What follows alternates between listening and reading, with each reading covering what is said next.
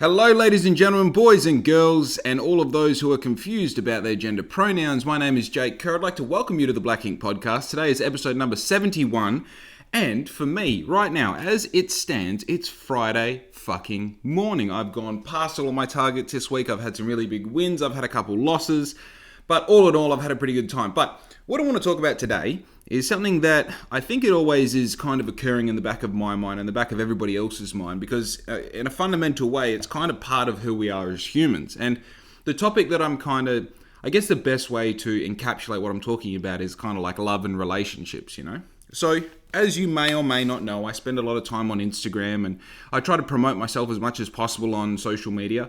And what this means is I actually end up just spending a lot of man hours inside of the app, going through people's profiles and trying to engage with real people, you know, not other businesses or not like bot accounts or whatever. I try and find real people and I try and engage with them to build that relationship between them and my business. And one of the more interesting things that you get from this is you get this really kind of like, you get a really unique slice of society. You get this kind of, it's almost like watching Home and Away. You're like watching things progress in a way that is like polished for the internet. So let me kind of explain what I'm saying. You know how in Home and Away, they act out these situations that do happen in real life. You know, people have relationships, bad things happen to people, good things happen to people, people get married, people move, people join the scene, whatever it might be. But the reality of Home and Away is it's not really representative of real life, because we all know that we don't look like that all the time and we don't really like act like that all the time. It's one of those things where sometimes you watch Home and Away, and the reason why it's kind of cringy to watch is because you know that they're acting, and it's not that it's bad acting, it's just that it's such a baseline of acting because they're trying to propel their way through so many storylines so quickly. Because obviously, I mean, this is one of those mathematical equations I never quite understood with Home and Away. Like, do they make an episode every day? Because an episode gets watched every day and then never repeats, right? Well, I don't know if they're repeats. I'm not a Home and Away fucking aficionado. But what I do know is that every day you have a new story that's carrying on from yesterday's story and is going to tie into tomorrow's story, and it's moving just a little bit further along. And I think that, as I said, it's not necessarily bad acting. What it is, it's the level of acting that you would expect from a show that produces a show every day that's half an hour long and highly produced. And the thing about Instagram is there's no requirement to post every day. There isn't even a requirement to post every week. We kind of get the choice to, if we're even going to post at all. And if you are going to post regularly or in some sort of routine, then you pick the routine. So the cool thing about that is you can have a week to perfect a photo, or you can have a week to try and capture that photo that you're going to collect. And obviously, that's not the way it happens. We go out and we just live our life normally, and we get photos and videos here and there. And if we come across a good one, then typically we post it. So this idea that how I'm like interacting or how I'm interfacing with people's lives is this kind of polished version of what's going on that they are electing for me to see. Now, this isn't new information, but the cool thing about this is I've been engaging with people every day for about, when I say engaging with people, I mean engaging with my audience and potential audience. So trying to find the next customer or the next person who might want to be involved in Black Ink. I've been doing this for like just about a year now. And the interesting part is, I mean, there's some people that, I only found a year ago. There's some people that have been following Black Ink for about 8 years now. And I'm, in a way, been kind of socially interacting with them as well, because I'm not just looking for the new customers. I'm also, showing love to the customers who have already purchased and all the rest. I know it sounds very black and white, me calling people customers, but, stop fucking jerking yourself off. That's what this is about. I'm in business to make money, okay? So with these people that I'm experiencing, some of them I've only known, some of them I interacted with for the first time today, this morning, and some of them I've known for a few months, some of them I've known for a few years, and everything in between. And the cool thing about it is I'm watching their Home and Away version of their life. Of course, I don't know the little things that are happening in their life. I don't know the conversations that they're having with their friends and their partners and this and that. But the one thing that people do love to talk about is their love life. They love to show you what's going on. They love to show you the new exciting thing that they've found and that they're fucking, like, look at this, look what we do together, look how fun our life is, look at this person, look at his abs, look at her tits, This is what we love to do. And the funny part about it is that we live in an age with Instagram, which is pretty much, I'm not going to say the catalyst, but it falls into the category of catalysts that are ruining relationships, okay? So I've talked about this before on the podcast. Let's just rehash it so everyone's fucking up to date, up to where my mind sits, okay? I believe that Instagram is one of the dirtiest things you can bring into your relationship or you can have existing in the background of your relationship because unfortunately it is nothing more than a catalog, okay? And I know you can say, oh yeah, but I don't follow such and such and rah, rah, rah, and all the rest. Dude, it doesn't fucking matter what you think you follow and what sort of control you think you have over your home feed or your search page. Instagram is trying to get your attention, and regardless of how you feel about it, you're a sexual animal. And Instagram knows this. And Instagram, with its fucking vast algorithms and learning and AI, knows that if you're a heterosexual male, that you might not respond to the first female in a bikini, but after a certain amount of time, you're going to respond. And then you're going to stay there for a little bit. Shit, you might not even like or comment, but you're going to stay there for just a minute. And it's not important what's going on to you. What's important to Instagram is that they have your attention and they keep you there. So they go titties, four-wheel drive, motorbike, titties, four-wheel drive. They're keeping you there. You're on the hook. They're reeling you in, And the thing about this is even if you're not engaging with it, even if you're not liking it, if you're letting this picture come into your mind, it's in your mind. And your mind has so much bandwidth, it has so much memory, it has so much reference points in it, that all you need to do is give it a flash of that. And all of a sudden, you've got it. You've got it. Even if it's just subconsciously right at the back, it's there. So then the next time you go and look at your partner, whether you think you're looking at them any different or not, I believe that given how much variety and how many faces and pairs of tits you've seen, you're looking at your partner a little bit differently, right? And I think that in that, we like to think to ourselves, and also, man, you want to add fucking fire to this? Imagine that pair of tits likes your photo, and all of a sudden you're on their account. I mean, what is a like? At this point, it's not just saying like, oh yeah, I like that you're on holiday, or I like that you bought a new car or something. This is like, I like the way you look. The first fucking sentence in a conversation that leads to someone getting pregnant. You understand? So when that person likes your photo, then all of a sudden you've got some sort of digital connection to that person. So now you start to think like, oh, I've got my significant other and I've got this one option if something happens. But the reality is it's never just one option. You've got 100 options. You've got 150 options. You know every single fucking person of the opposite gender that lives in your town or city and is ready to fuck, right? And that is how Instagram is part of the category of things that are ruining relationships, okay?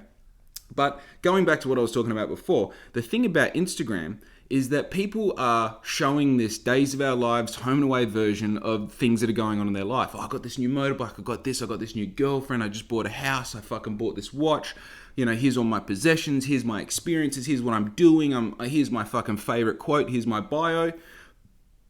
And with that, I get to follow along with all the trials and tribulations of people figuring out love.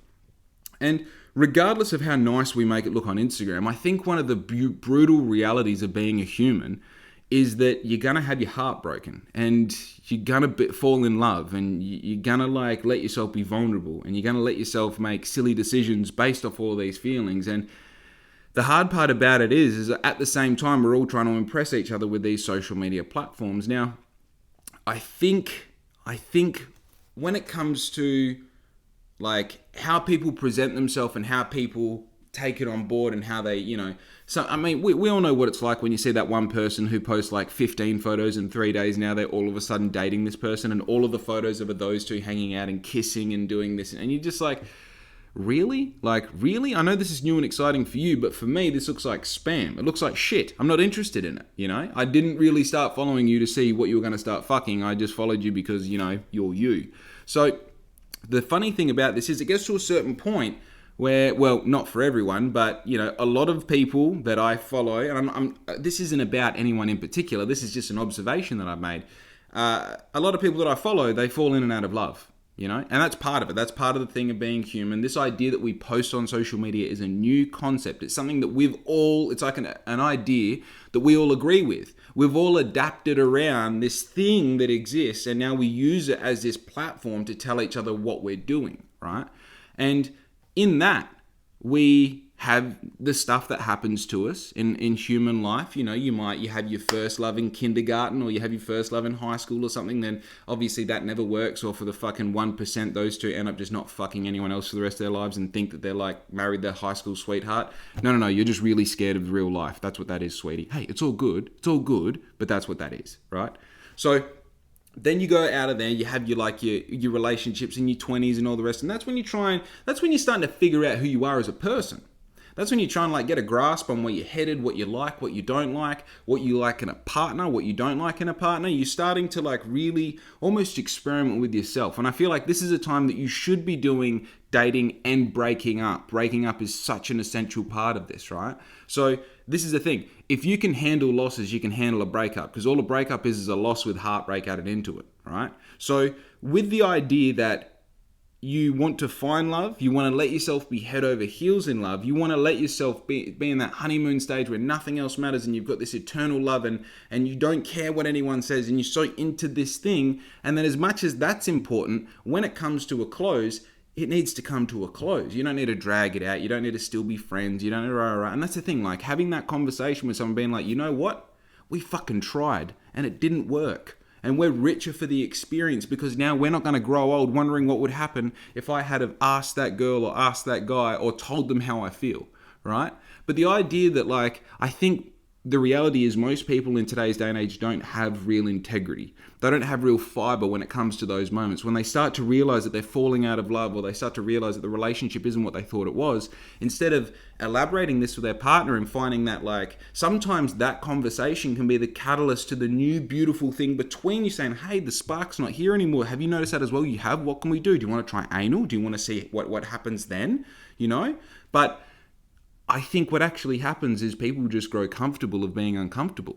I think I'm actually how would I explain this? I think there are people in my friend group that are in a dysfunctional relationship and have grown comfortable with the dysfunction. They're that is now a part of their life, so much so that it's not that they can't imagine living without that person. It's actually they can't feasibly imagine what life would be like without these common problems that they have all the time. They get to a point where it's just we argue and we do this and we do that and we make up and we have sex, but we love each other. It doesn't matter. All good relationships argue every now and then. Dude, Riz and I have had 3 arguments in the 3 years we've known each other. You know what I mean? Gelling with someone also isn't against the rules. And unfortunately, humans are just a product of their environment. If you're around, and this is the problem with there's so many fucking broken families now. The problem is the kids growing up from those broken families are just products of their environment, and they're looking to rebuild what they grew up with. I mean, the odd person is going to try and go against what they grew up with. One of those things where someone says, my dad's an alcoholic, so I don't drink. Most of the time when your dad's an alcoholic, you turn to be an alcoholic because that's what you know, you've seen it, you recreate what you see.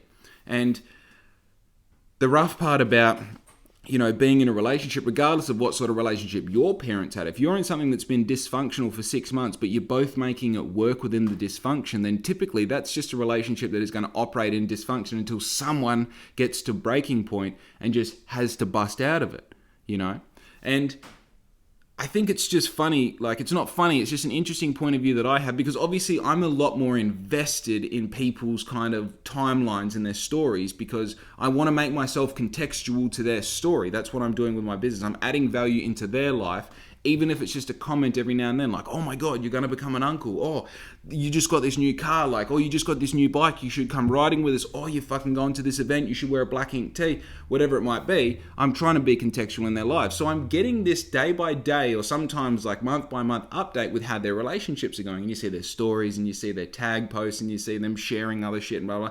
And it's funny that I feel people celebrate when they get into a relationship. The fact that changing your relationship status on Facebook from single to in a relationship with XYZ says something. The fact that, I used to fucking date this absolutely crazy, like, whatever, and it was so imperative to her that we were in a relationship on Facebook. I didn't understand what it was, but I did know that it was a thing for some people that they had to see their name in your fucking thing saying as they're in a relationship because that meant something. It's almost as valuable as what an NFT is now, right? That is representative of what an NFT is, by the way. Anyway, the idea is that you have this celebration, this, like, it's almost like an engagement party where you're bringing all your friends around to tell them, like, hey, me and such got engaged. Aren't you excited about it? Let's have cake and all the rest. Whereas the modern version of that is posting up a picture with someone, tagging them in it, and obviously being romantically involved with them, having your arm around them, or them, like, you know, like half, like, look at this person that I'm into, or like, look how well we're dressed together, like we're obviously a couple, or like out at dinner or whatever. It's like that first post is like a celebration. A lot of times you find that post will do really well. When you change that status on Facebook, it gets heaps of engagement and attention, and that's because it's this bringing together of two things on the social platform, or kind of like the you know, very, very basic metaverse that we have at the moment, which is these platforms where we all interact on. And we don't have a celebration for when they break up. In fact, people just go silent. People just delete all the photos that they had with that person and don't fucking say anything. It blows my mind that there isn't like a, hey, just so you know, like, we're going separate ways, all the rest. Oh, dude, that's funny actually, because that fucking crazy bitch I was talking about, I literally, so crazy, had to just walk out one day, block her and everything, like, just fucking what? And then she went and put up a story saying like, oh, like, just want to say thanks for all the good times that I had with Jake, and blah, like, fucking honestly, bang, bang, bang, bang, bang, bang, bang, Chris D'Elia joke, you know, reload, fucking 6 more bullets, bang, bang, bang, bang, bang, you know? And if you're watching this, hey, bang, bang, bang, bang, bang, bang, bang, all good. So I find the fact that we don't celebrate these breakups interesting, because for me in business, and like, I'm sorry if you're sick of me talking about my strategy in business and all these internal workings of what Black Ink is, but I get so much more excited about the things that don't work than the things that do. Because the things that do work don't propagate any fucking interest or potential for opportunity in the next thing. When things don't work within my business, I go, well, we can cross that the fuck off the list. We can take all the elements of that did work, we can hold on to them. We can take all the elements that didn't work and we can learn from them. And now we can go with a new plan. It's fucking exciting, right?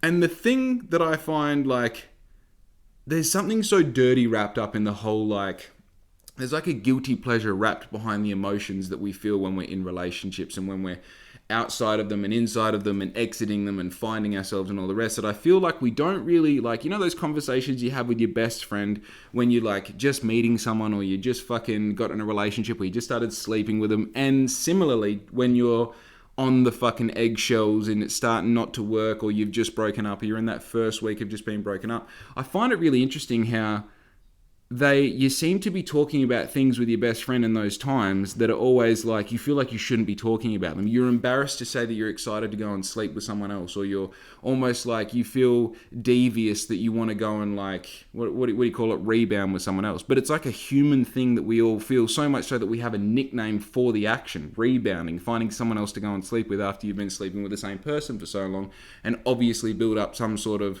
negative space, or like a household that doesn't work, or whatever you want to call it, a family life that doesn't gel with both of you. So I always wonder, like, I would, and like this, it's not like I'm saying that I do anything differently, or I have done things differently in the past. I've done exactly this. In fact, all of the things that I tease about other people and all of the things that I don't like in the world are purely just reflections of myself that I don't like, or things that I used to do in the past and have grown out of. So don't think that I'm better than anyone by saying all of this. As I said at the beginning of the podcast, it's purely just an observational kind of thing that I've got going on. But I would think that it would be as normal to have a celebratory post with someone that you just started sleeping with. It would be as normal to have a celebratory post with, like, dude, me and this person tried it out. It did work for this, and this reason, but unfortunately it didn't work for this, and this reason. And this person's a fucking awesome person. We're not going to be friends or anything, but this is just, it is what it is. Instead, people have to do the fucking mathematics, so they're just like, hang on, I thought this person was dating such and such. You go through, you go, they had a photo here with that person. I swear, you go into the tag post and you're like, shit, they've removed all their tags on such and such as, shit, they might be single, you know? It's an interesting thing. You know, I was talking to my friend yesterday, and he lives in Dubai. He's a Dutch guy, and he lives in Dubai. And we were talking about females, and I said, like, bro, I'm the fucking luckiest dude in the world. You know what I mean? Like, my chick supports me to the fucking nth degree. She, you know, like, we are on the same team, which is a massive, massive part of being a relationship. Even when we are having a disagreement about something, whether it's whatever it might be, we're always on the same team. That's so essential to isolate the fact that, hey, above all else, when push comes to shove, it's you and me versus the rest of the world. It's not you versus me or me versus you. And he said, yeah, but you know, finding that, it's just like, it's one of those things where like everyone's so fake and we live in a world where there's less and less people with integrity. And, you know, like I just don't really know how to navigate these sort of times, given that like what I'm searching for seems to just be pulling up a blank every time. And part of the advice that I gave him was like, dude, one thing that like I got it from a Frank Ocean song, and it's something that I've thought about at fucking nauseum and I've got so much from actually, is A, you want someone on the same team as you, and B, you want someone that grew up on the same advice, right? You want someone that grew up on the same advice, right? So what this means is, say you're a guy and you're out there and you're looking for a chick, and you want, and like obviously this is the thing, like it sounds silly saying it out loud, but let's break it down, right? So you're a guy and you want to find a chick. Why do you want to find a chick? We want someone to experience things with. You want someone that you can build stories with. You want someone you can build rapport with. You want someone you can love and have love you. You want someone maybe you can have children with one day. You can have a family. You want someone that you can experience life together with, right? Now, we're going to take out of the equation that like all the fucking Instagram choices and Tinder and, you know, one night stands and blah, blah. Take all that bullshit out of the question. Let's just live in this picture perfect world. And when I think about that person, like when I think about all the categories, all those like elements that we're going to try to be like, I want to have a kid with this person. I want to have experience with this person. I want to have a life with this person. I want to share a house with this person. I want to fall in love. Now, usually when you start to build this person in your mind, you start to build aesthetically. You go like, oh yeah, blonde, big tits, fat pussy, you know how it goes. But in reality, what you actually need is someone who is built the same in their head. So when you were growing up as a little boy and your dad was telling you, here's how you be a man, and your mum was telling you, here's how you treat women, you want a girl who, when she was a little girl, her mum told her, this is what you expect out of men. And her dad told her, this is how you be a woman. I guess that doesn't really, you know what I did there? I crossed over the advice, but it didn't. Anyway, you want someone who grew up on that same advice, who has the same outlook on what they're looking for in a person, what they're looking for in the world, what they're looking for in their life, and what they're looking for as far as fulfillment goes. You want someone, it sounds silly when you say it out loud, but you want someone who has the same hobbies as you. You want someone who wakes up at the same time as you. You want someone who drinks the same amount of alcohol as you. You want someone who kind of matches you to a point. Like, they have all this bullshit about opposites attract, but realistically, you want someone you can agree with. Because when it comes down to it, agreement is what it all is. When you start having these dysfunctional parts of your relationship and all that, it's because you're not agreeing on things. It's because you have different software that you're trying to operate within the same fucking hardware. You got two competing programs. You want two people that have the same program, so when someone says something, the other person understands what they're saying and responds in the same language. Seems to be that a lot of people are out there and they're trying to fulfill their aesthetic goal of what they want in the opposite sex, or their, sexual partner, whether they might be heterosexual or homosexual, doesn't bother me. Everyone does their own thing. This is a a simulation, so it really doesn't matter anyway. But more people are searching for that aesthetic goal rather than searching for that software goal. And for me, it seems barbaric. You know what I mean? Like, I think even I fell into this trap so many times where it's like, and by the way, this kind of sounds like I'm saying that my beautiful partner Larissa isn't absolutely stunning, which she is. I lucked out. I got aesthetic and the software, but I'm just the fucking luckiest guy in the world. So I'm sorry that you're not me. But I feel like in the past, I've definitely let my eyes make decisions where my mind should have been. Because a lot of times in hindsight, I think we can all say this in one way or another, you realize that you were blind to the red flags, even though they were so present and evident, you were blind to them because you were stricken by some sort of idea that the future could work, even though that was the case.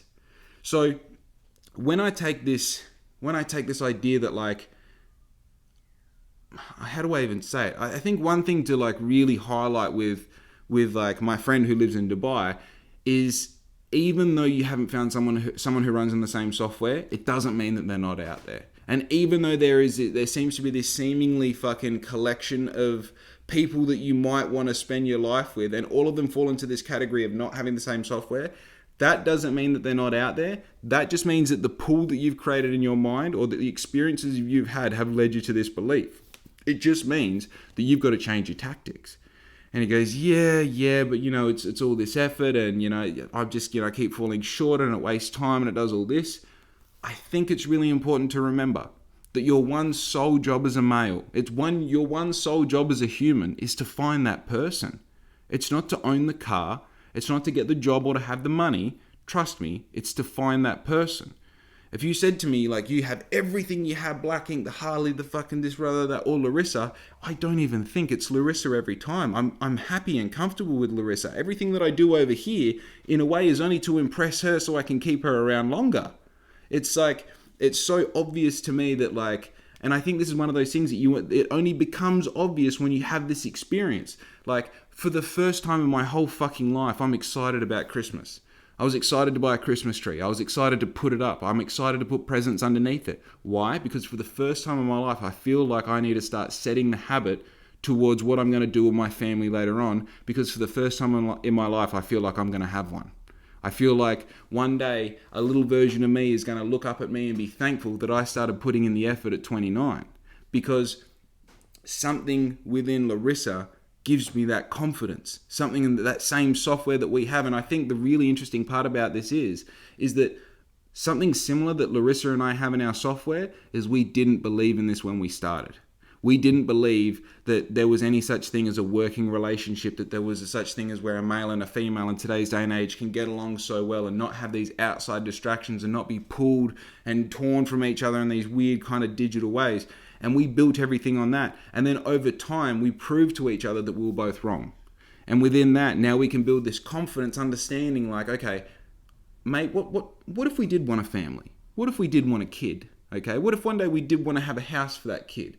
What does that kind of look like? And now all of a sudden we're having these conversations like, well, would we put our kid in private school or public school?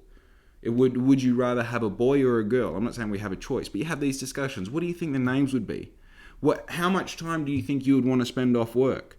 Would you want to have a job at all? Would you want to be a stay-at-home mum? And like all of a sudden I'm having these conversations in such an honest way. I'm interested in the answer because all of a sudden it's become interesting to me. And it's become interesting to me because I've had the experience of actually being enamored with by a person that I understand where the desire comes from to keep the human race alive. Because it's one of those things, logistically looking at all of this from far away, you can see that pretty much all humans do is we keep the race going, we get more efficient, and we keep building and getting better. The first thing there, though, is keeping the race alive. It comes down to procreation. It comes down to you need to find a partner as soon as you can, procreate with that person, and build enough of a family and a life around it that you can protect that child, so therefore it can go forward and do the same thing, which is just keeping the species alive. And at the same time, we get more efficient, we build things around us, that's why we have technology, blah, blah, blah. But it's through the experience of actually having my own ideas about all this just being a floozy, having enough experience that teaches me directly, like, that isn't the case, that you can be in love and that you can have these, like, what seems to be unrealistic expectations of the future and start working towards them and actually gain them and get them, that it becomes obvious, like, oh, your whole job is to find your significant other. It's to find someone that has those same feelings, that has those same emotions, that same software, and then build your own program together, which then somehow drops a little child out the bottom of it. But it's just interesting when I look at these Instagram profiles and I watch people. And it's funny when sometimes you watch two people that you know find each other, form a relationship, and know from the outside point of view, like, I don't even know you two that well, but I know that you're not brought up on the same advice. Sometimes you can actually see it. You're like, oh, he's only interested in her because of, or, vice versa. It's just such an interesting topic, and it's something that I think will continue to really... Well, I don't know. I think as we head further into the future, one thing's for sure is that relationships are going to change. The fact is, relationships have changed so much in the past 10, 15 years that you can't deny that the landscape of how people meet each other and how they stay connected has completely shifted from meeting someone at the pub on a Friday night, getting their home number, calling the home number and hoping that their parents don't answer the phone and talking to them on the phone for hours at a time and organising another date. Now it's just turned into swiping right on someone and fucking them in half an hour's time. Which, I mean, regardless of if it's good or bad, definitely demonstrates that the landscape that we do date, meet each other and stay connected has completely changed. So therefore, I think in the future, we're only going to see more and more change, and the change is only going to come more exponentially. But we'll let the future fucking worry about that, eh? Now, one exciting thing is, you may or may not have seen, I ended up on bloody Chillin' It's live feed again yesterday. We smoked a Billy together. It was awesome. He was giving away a skate deck, which he does. I think he got 10 of these skate decks. And it was funny because the first 2 he was giving away, I'm not sure if I've told this story on the podcast. I'll tell you anyway. The first 2 he was giving away, I have told it. Yeah, I'll tell it again. The first 2 he was giving away, he was on his live feed and he's super stoned. He's like, I'm giving away these first 2 boards, rah, rah, rah. If you want one, just go on my fucking, go and stream my song, send me a screenshot in the DM, then comment my latest post. So I was like, I was already listening to the song he had released that day. It was Cashed Out Stoner. So I've gone onto YouTube, screenshot it, sent him a DM, gone into his post and been like, bro, just fucking sent you a DM. And like straight away he messaged back, fuck it, you won. Now that was about a month ago, 3.5 weeks ago. I heard fucking nothing. Nothing at all. And it was only... Dude, it was over a month ago because it must have been about 2 weeks ago. His management reached out to me after ages and said, oh, hey, like you won the board. Just let us know what your address and shit is, rah, rah, rah. And anyway, apparently it's been sent. I haven't received it. Maybe I did because I got it sent to Dad's place and I haven't fucking been out there lately. But so we, so I jump on his live feed because I see he's giving away the last skate deck. So I've put on the live feed like, dude, I won the first skate deck, and then requested to join his video. And he's like talking about it. He goes, oh, Black Ink was the one who won the first skate deck. Let's get him on. So he's got him on. And as it turns out, I didn't have my t-shirt on. I was putting my t-shirt on. He's like, bro, fucking show off your tattoos. I was like, all right, fucking did the spin. I was literally sitting here as well. I had my phone set up just here. And yeah, anyway, I had a bit of a chat backwards and forwards. As it turns out, his management followed me, which is fucking awesome. And then ended up just ripping a fat one with him, which absolutely awesome. It's the 3rd time I've smoked a Billy with Chillin' on his live feed. I feel like he sees my name and he's just like, oh, it's not just some random name. And I have like a logo for my profile picture, so he like adds me because of the steez. But who fucking knows? Oh. On that note, I know you're not going to see the correlation here, but this is super fucking exciting. Recently, I've been sitting down with a couple local business owners of I wouldn't say new business. They've been around for a hot minute, but they're fucking... It's a business that absolutely everyone knows about in Bunbury, and it's something that you've probably been to at least once in the past month or so. We're going to be working together to produce a line of merch, and then later on some really cool, unique garments that are going to be really specific to this place and this space. So I'm super excited to fucking see what happens to them. I think, see, on that note, I've like just started to take on some outside work. So I'm working with my mate Braden Davies, who is from Prime Strength and Conditioning. He's a PT. He's also one of the owners of, it's escaping me, Hardwired Entertainment. So I've just taken on a little job with him, which is printing some shirts for him. And it's kind of got me in this space where I talk about printing shirts. I talk about printing shirts for other people. And then literally you have that conversation around, dude, if I had that conversation with 5 people, 4 of them would want me to print shirts for them. It's crazy. Once you say you've got the equipment to do this thing, it seems to be everyone's just always ready and waiting to have something put on a shirt. So I must admit, I'm being a bit picky and choosy with the jobs that I want to take on because admittedly, I'm not charging what my skills are worth at this point, mainly because my skills aren't what they need to be yet. So, I mean, I can admit it. I'm using these as, you know, it's the first time I've printed someone else's stuff. I'm using these as a bit of a test run. I know that I can print really well. I know that the equipment that I use can do the job. I'm very confident that I'm 99% confident these are going to turn out exactly how they're meant to be. But at the same time, I don't want to charge the man an arm and a leg, get the job, and then fuck it up. You know what I mean? So with that, because I'm taking on these jobs as I do, I'm like in the fashion that I'm taking them on, and that I'm not taking on anything that might be a little bit overwhelming, or it might be a big order or that kind of thing.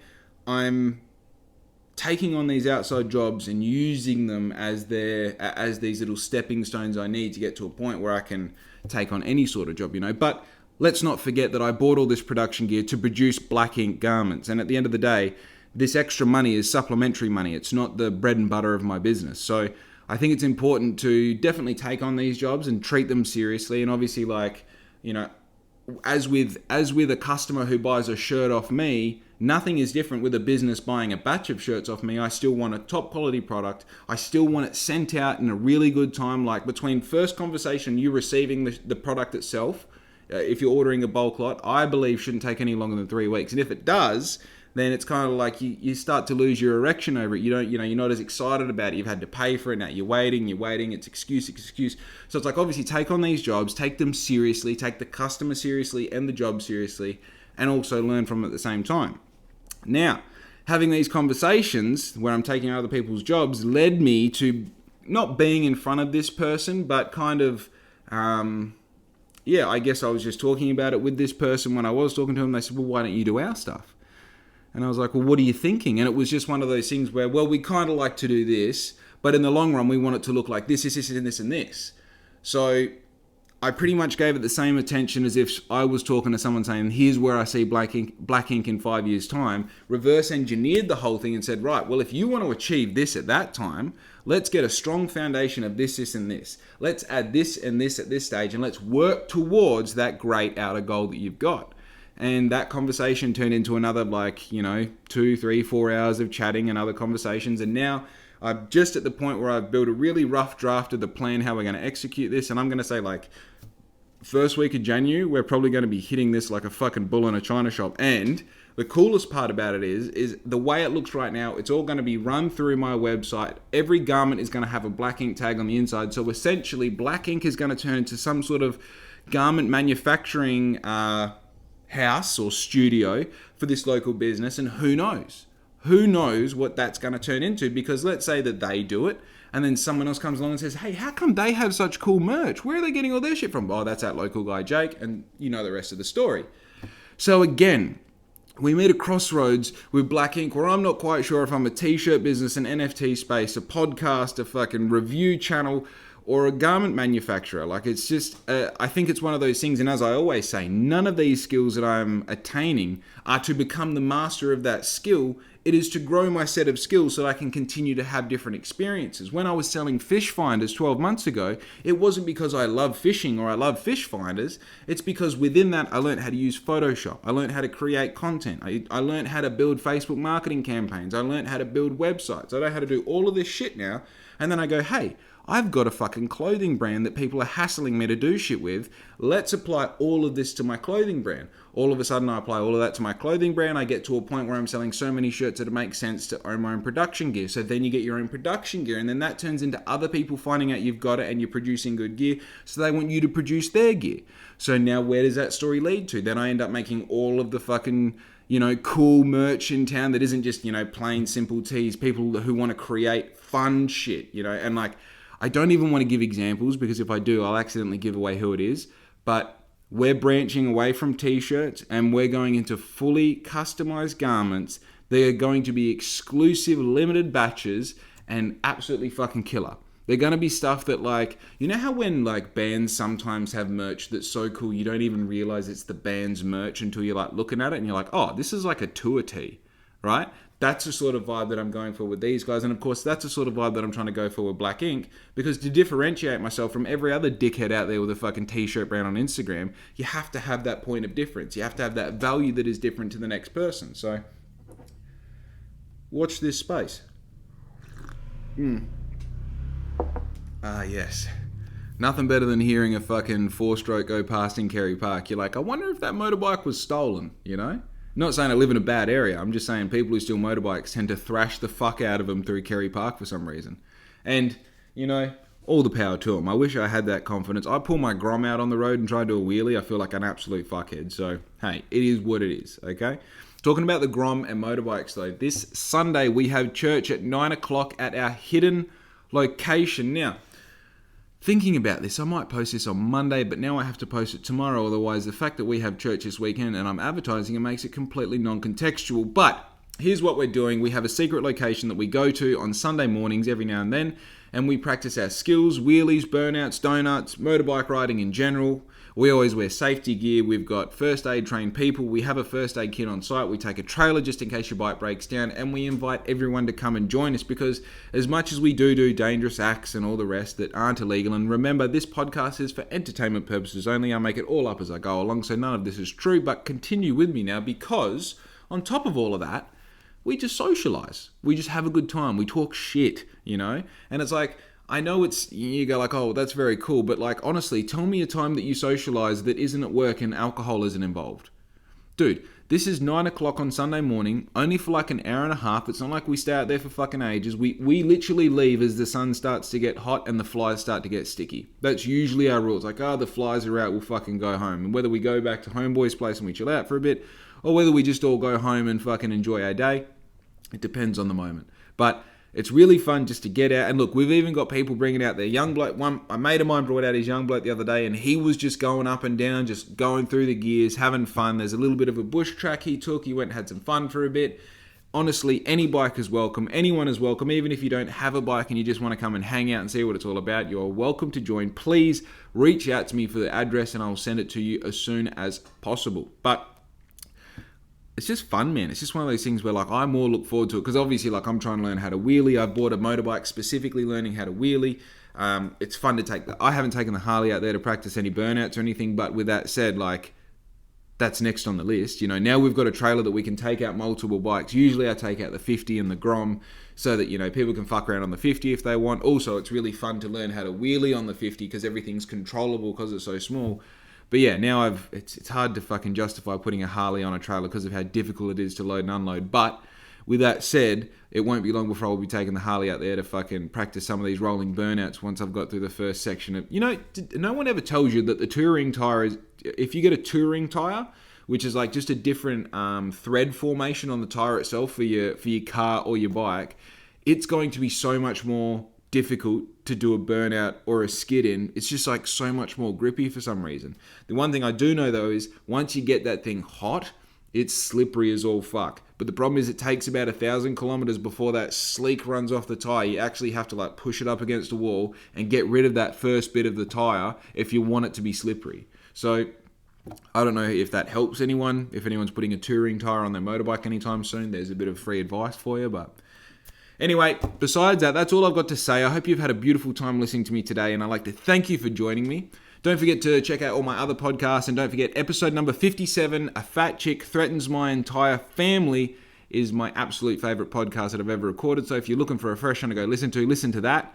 Don't listen to any of the first 5. They're absolutely terrible. I watch them back now and just like start pulling my hair out thinking how bad I was back then at podcasts. And honestly, I'm going to watch this back when I'm at episode 500, pulling my hair out if I still have it, thinking he had no idea how to do a fucking podcast. Now, I hope you have a beautiful rest of your day. Be good to your mum. And don't forget, Christmas is quickly coming up. So if you haven't bought your mum a present yet, do exactly that. And mum, this doesn't mean that I'm buying you a present because you and I both know I'm broke as fuck. Okay? I love you. That's all I've got to say. Enjoy the rest of your day because I'm fucking out. Yeah!